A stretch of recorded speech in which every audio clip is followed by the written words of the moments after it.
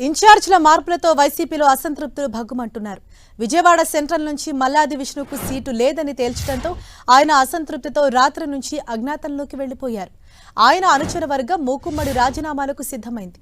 విజయవాడ గాంధీనగర్లోని కందుకూరి కళ్యాణ మండపం దగ్గర సమావేశానికి మల్లాది విష్ణు అనుచరులు పెద్ద సంఖ్యలో అక్కడికి తరలివచ్చారు.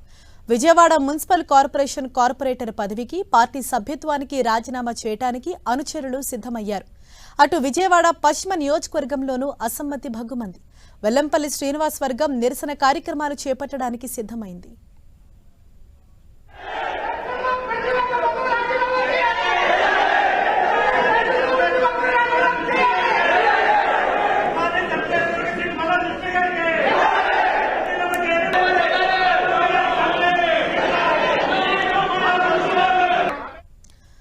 ఇదే విషయంపై మరింత సమాచారంతో మా ప్రతినిధి జయరాజ్ మనకు అందుబాటులో ఉన్నారు. జయరాజ్, ఇన్ఛార్జ్లను మార్చడంతో చాలా మంది అసంతృప్త నేతలు కూడా ఇప్పుడు బయటకు వస్తున్నారు, నిరసనకు కూడా దిగుతున్నారు. సో ఓవరాల్ గా ఏపీలో అంటే ఇన్ఛార్జ్లను మార్చిన తర్వాత నెలకొనే సిచ్యువేషన్ ఏంటి?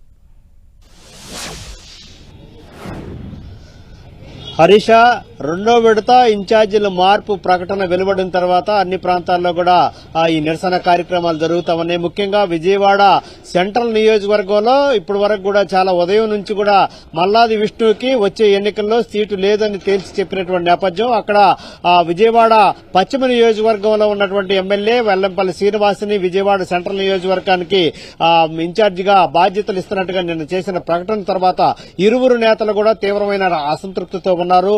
మల్లాది విష్ణు అయితే ప్రకటన వెలువడిన తర్వాత ఇప్పటి వరకు కూడా ఆయన అక్కడ ఎవరికి కూడా కార్యకర్తలకు కానీ నియోజకవర్గ ప్రజలకు కూడా అందుబాటులో లేరు. ఆయన అజ్ఞాతంలోకి వెళ్లారు. ఆయన సంప్రదించే ప్రయత్నాలు చేసినప్పుడు కూడా ఎవరికి కూడా అందుబాటులో లేనటువంటి పరిస్థితి.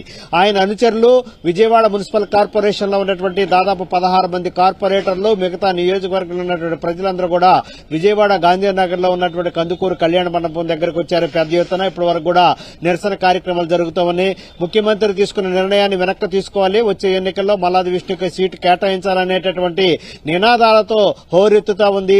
తప్పకుండా ముఖ్యమంత్రి దగ్గరికి మల్లాది విష్ణు వెళ్లాలి, అవసరమైతే మమ్మల్ని కూడా తీసుకెళ్లండి, ముఖ్యమంత్రికి ఉన్నటువంటి పరిస్థితులను కూడా వివరిస్తాం, వచ్చే ఎన్నికల్లో తప్పకుండా మల్లాది విష్ణు గెలిపించుకునే బాధ్యత మాది, ఇలాంటి పరిస్థితుల్లో మల్లాది విష్ణుని మార్చడం సరైంది కాదు, ఆయన మార్పు తప్పదు అని అంటే తాము పదవులకు రాజీనామా చేస్తామని చెప్పేసి ఆయనకు ఉన్నటువంటి అనుచరగణం విజయవాడ మున్సిపల్ కార్పొరేషన్ లో ఉన్నటువంటి కార్పొరేటర్లు కూడా అందరూ కూడా నిరసన కార్యక్రమాలు చేపడతా ఉన్నారు.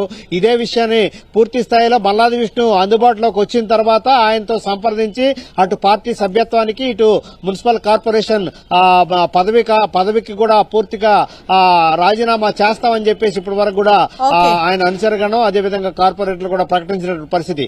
మల్లాది విష్ణు అందుబాటులో లేకపోవడంతో ఆయనతో సంప్రదించిన తర్వాత తదుపరి కార్యాచరణ తీసుకుంటామని చెప్పేసి ఆయన అనుచరులు పేర్కొంటున్నారు. హరీష, థాంక్యూ జయరాజ్.